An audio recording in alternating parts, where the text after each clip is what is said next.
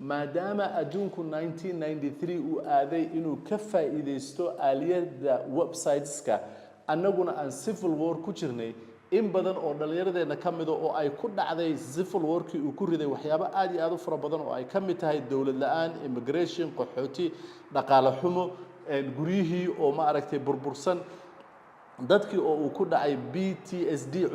cudurka la yiraahdo. dhammaantood dhallinyaradeennii waxa ay u qaateen cudurradaas ama dhibaatooyinkaas